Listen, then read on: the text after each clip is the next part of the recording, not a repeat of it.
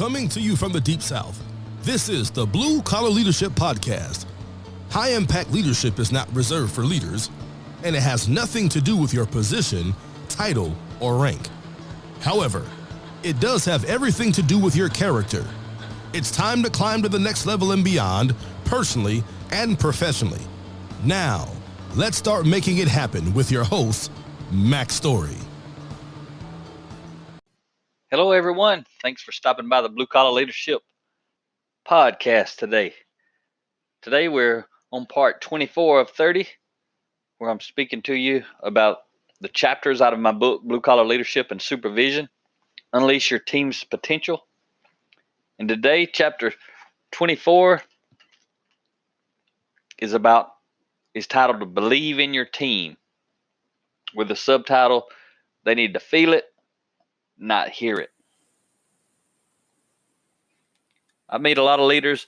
They say they believe in their team, but their team doesn't feel like their leaders believe in them. And it doesn't matter if they're frontline people or people who are in management roles or support roles. When I say team, I'm talking about anybody at any level, and I'm talking about their leaders above them, whatever level they're at, causing their team to feel like they actually believe in them. Not what comes out of their mouth, what comes out of their behavior.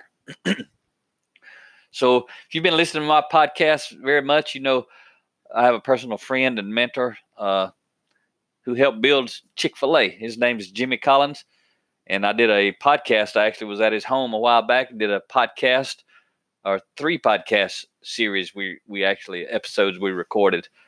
And I believe those are episode 119, 121, and 123, if you'd like to go back and listen to those. But Jimmy was basically Truett Cathy. Truett founded Chick-fil-A in 1967, and I believe Jimmy Collins was his third full-time employee in the 67, 68 time period. And Jimmy worked there nearly 33 years, retired in 2001 as president and COO of Chick-fil-A. And the last 4 years, he's been a friend of mine and a mentor, and really an amazing individual to get to know. But Jimmy says this. He says, the very best leaders make us feel as if we are in control. The very best leaders make us feel as if we are in control. So as leaders, that's what we want to make our team feel like they're in control. We don't want to be seen as a dictator. We want to see, as leaders, we want to be seen as part of the team, and our team members are in control. Everybody's following each other. Everybody's leading each other. We're all managing our processes and our things effectively. That's the way it should be. But low-impact managers of people, low-impact leaders of people, they want to be in control, and they want their team to know they're in control, and they have a style that pretty much communicates that to anybody in the room.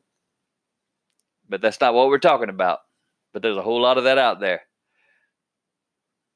So do you believe in your team? If you're a leader, if you're a formal authority leader at any level, do you believe in your team?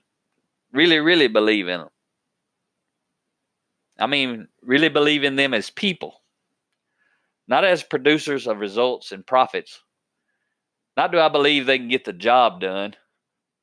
Do I believe in them as people? Do I believe they have more potential? So I saw a YouTube video quite a few years ago. It hadn't been that long ago, but it's been several years ago, by a young man named Joshua Encarnacion. And it's a great YouTube video.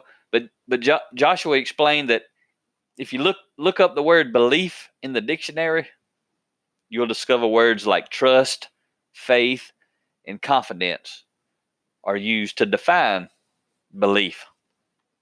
And he went on to say that believing in others this way is selfish. And it is. When you trust somebody, when you have faith in them, confidence in them, it's involving you. What can they do for you? Can I trust them to do so and so for me? Do I have faith that they'll come through for me? Do I have confidence that they'll come through for me? And it requires judgment. You have to judge people to be able to trust them. You got to place judgment on them, to have faith in them, to have confidence in them. It requires judgment. So I really like what he says there. But what was cool about that YouTube video was Joshua proposed we should redefine the way we believe in people. So he went on to say we should redefine belief in people as encouragement, engagement, and empowerment. And he says that believing in people this way is selfless, and it doesn't require judgment. I don't have to judge you to encourage you. I can just encourage you. I don't have to judge you to engage you. I can just engage you. And I don't have to judge you to empower you. All those words, encouragement, engagement, empowerment, that's all about releasing you. And I love the way that Joshua talks about that. And I wrote about it in my book, the one I have for you guys to use for growing and developing the frontline team members, blue collar leadership, leading from the front lines. Actually, chapter 2 is all about that belief. And it's pretty neat because I have a cool story. When I was one night working in the middle of the night, 2 o'clock in the morning, back in 1995, I believe it was, and an engineer who was doing a time study on my job came out in the middle of the night because I was one of the most efficient operators. So he was wanting to do his time study on me when I was working. So he wanted to know how did I run so much productivity compared to other people. So he come out and studied me. And that night I had never met him before, and I had never met him since. But that man did exactly what Joshua was talking about. He didn't know me. He didn't judge me. He didn't worry about, could he trust me? Did he have faith and confidence? All that stuff. What he did do was he encouraged me, he engaged me, and he empowered me without judgment, and it was selfless. And what I'm saying, the story behind that is he was just expressing belief in me. And he was trying to get me to better myself and go to school for some type of education. He didn't care what. He just knew after talking to me and asking me some questions that I said I was happy to graduate high school at all and never expected to go back for any kind of formal schooling. And what was amazing, though, is like I said, I'd never met that guy before. I ain't never met him after. But I started community college the very next time classes restarted within I think it was like a month. And I went on to get my associate's degree, and eventually I got my bachelor's degree. It took me quite a few years because I was working 10, 12 hours, sometimes 16, 18 hours a day, 7 days a week for months, and was a single parent. So it took me a while to finally get there. But I did all of that purely because someone, a stranger, believed in me. Imagine how much power you have that you can transfer into your team members. It's got to be sincere, though.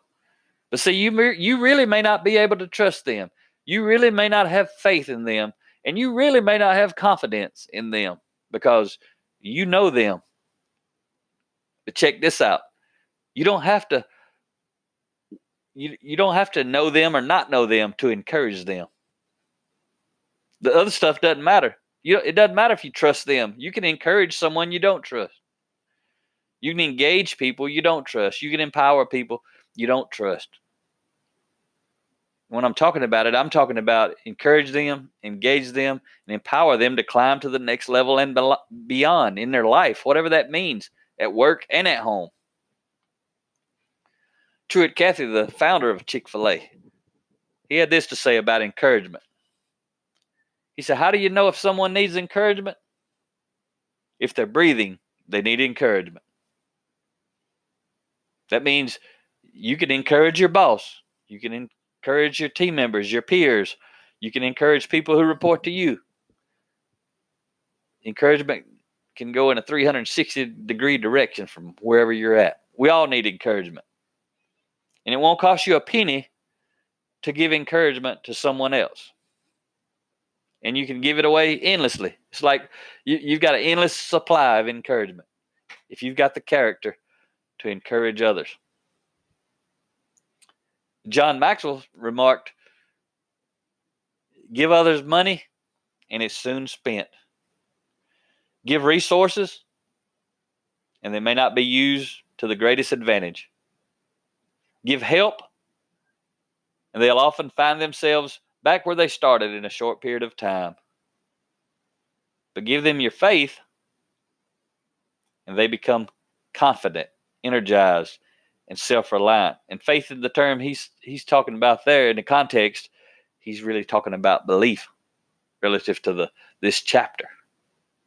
He's saying give someone your faith or belief and they become confident, energized, and self-reliant. You got to believe in people. If they're on your team, believe in them. Why would you not believe in them? If you don't believe in somebody, they're going in the wrong direction. If they're going to be on the team, they need to be playing. If they're going to be on your team, you need to be believing in them. Andrew Carnegie said this, it's a big step in your development when you come to realize that other people can help you do a better job than you could do alone. And that's what happens when you believe in people, you unleash their potential. You release them to become more. One way to really and truly demonstrate with your behavior that you believe in your team, and it's a powerful tool for developing team members, and it's high impact delegation. In my book, 10 Values of High Impact Leaders, if you really want to learn how to delegate effectively and use the delegation as a tool to grow and develop your team, you need to check that book out, 10 Values of High Impact Leaders. In there, one of the values is the value of delegation. And I talk about the 5 levels of high impact delegation. Low impact leaders and managers, they think delegation is just telling somebody else to do it. That is delegation, but that's the lowest level. And that's where most people stop because they don't know what they don't know. So level 1 is basically where you tell people what to do. So you tell them what to do. If you're not telling them what to do, they don't do anything. They wait for directions. That's what level 1 is, wait for directions. Don't do anything until I tell you. You have no responsibility. I do all the thinking. So I'm going to give you a little outline of these 5 levels of delegation, but you can get it more extensively if you get in the book, 10 Values of High Impact Leaders. And there's a lot of other good stuff in that book as well. Level 2 is ask what's next. So at level 1, I'm just telling you what to do, and you do it, and then you wait. Level 2, at least when you get finished, I'm still telling you what to do, but at least when you get finished, you've got a little bit of responsibility, and that's to come back and say, what's next? Those 2 levels, you don't want to operate at those levels as a parent or as a leader of other people.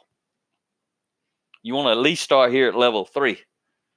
Because level 1 and level 2, as a leader, you have to do all the thinking. You deciding what's next. So you got to figure out what's next by looking at the big picture, doing all the thinking. But you empower the team to do a lot of that thinking, and then you guide them and steer them and lead them to become better thinkers. That frees you up to do more leading and to do more thinking about other stuff. So level 3 is really where you want to start. But your team has to understand these levels, and you have to understand these levels for you to actually be effective at delegating with these 5 levels. So level 3 is recommend a course of action. What this means is the person you delegating to recommends a course of action. Meaning, what should they do next? At this level, something powerful happens. That person has to do all the thinking. And then when they come to you, if you don't like what they're recommending, you don't tell them what to do. As soon as you tell them what to do, you're back to level 1. You don't do that. Level 3, they recommend something, you start asking questions.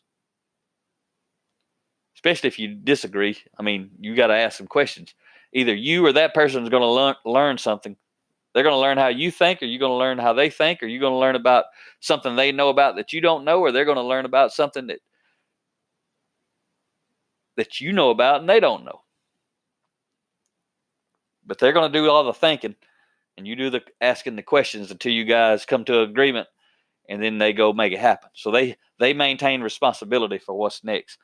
Level 4 is do it and report immediately. So the person decides what they're going to do. They go ahead and do it. So now they got a real responsibility because it's done, but then they come report it to the leader immediately after they're done. So the person has done all the thinking and taken action, and they're fully responsible.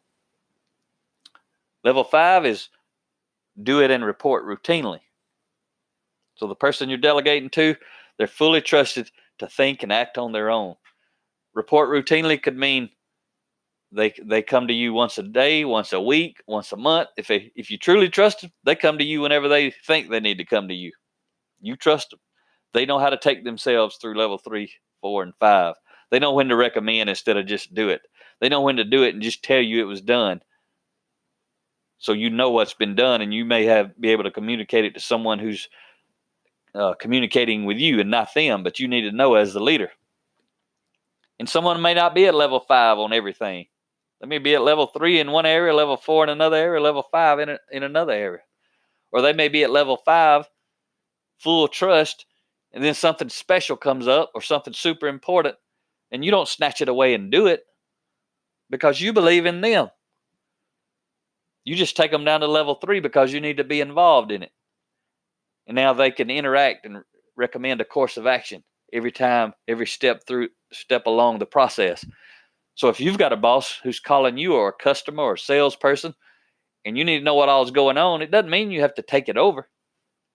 That sends a signal you don't trust them. You don't believe in them. You just take them down to level 3.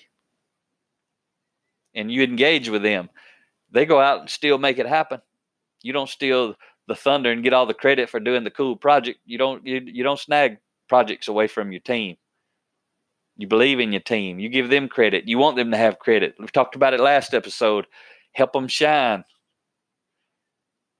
If you want to help them shine and they don't quite know how to shine, take them to level 3 so you can ask them questions and get them thinking, and it becomes their idea. So when you give them credit at the end, it's just like Jimmy said, that quote I shared from Jimmy Collins at the start of this episode. The very best leaders make us feel as if we are in control. And if you learn about those 5 levels of delegation, high impact delegation, levels 3, 4, and 5 do exactly what Jimmy's talking about. And you need to go dive into 10 values of high impact leaders and really dig into that one chapter. There's 10 chapters in that book. It's not a 30-page or 30-chapter, 3-page book. It's about 100 pages or so. So most of the chapters are around 10 pages or something like that. But it's a different kind of book than this. But the value of delegation in there is something to really, really help you out. All right, so we're going to wrap it up today. But go out and find a way to believe in your team. Don't just say it. Make them feel it. Talk to you next time. Make it happen or someone else will. It might as well be you. Are you serious about taking your career and your life to the next level and beyond? Check out Mack Story's Blue Collar Leadership Series books and others, now available on audio, along with paperback and ebooks at Amazon, iTunes, and Audible.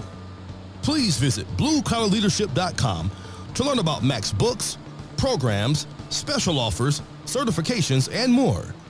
Thank you for listening to the Blue Collar Leadership Podcast.